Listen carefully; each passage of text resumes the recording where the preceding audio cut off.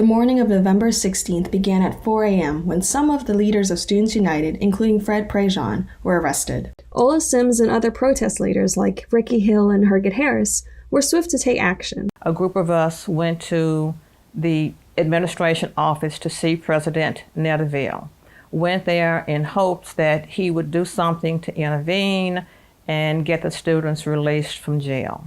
Now known as Ola Prejean, she recalls Southern University President Dr. G. Leon Netterville telling the group to wait in the building while he went to a meeting and tried to gather information about the arrest. The students in his office later discovered Netterville had left campus. Somehow we found out that he'd gone down to the State Department of Education. So we then went there in search of him. Later, more members of Students United, including Josephine Smith and her suite mate Brenda Glover, gathered at the administration building. We were just there for support to go see if we're going to actually get anything done. The crowd eventually grew to between 100 to 200 students. Some were just passersby, including Josephine Smith's brother Denver Smith and junior Leonard Brown. Lieutenant Donald Honore remembers some of the sheriff's deputies had heard incorrectly that Netterville was held hostage in the administration building. Soon, a long line of police cars hurried toward campus to clear out the students. When I went home to pick up a weapon,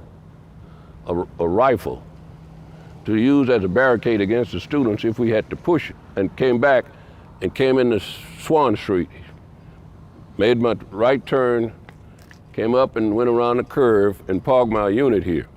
And we started lining up across the front here. Big Bertha was right here on the street.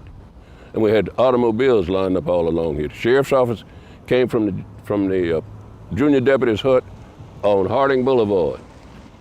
Come in and started parking all over here. Lieutenant Honore says Sheriff Al Amos called in officers from different departments, including the parish prison. Many of them didn't have any training in crowd control. He recalls State Trooper Bobby Crow leaning down and rolling a tear gas canister toward the crowd of students. A student then hurled the canister back toward the law enforcement. When the tear gas canister went off over our heads, that's when all the firing started, and that's when all hell broke loose. A lot of firing came out of Big Bertha because it was there rocking. Josephine Smith and Glover went inside for shelter, in which, looking back, they believe was a mistake. I'm screaming. I don't know what's going on. I'm 19 years old, and I'm being shot at. I don't know what's coming. And then I've never been tear gassed before. I'm like just fearful. I'm terrified. I don't know what's going on.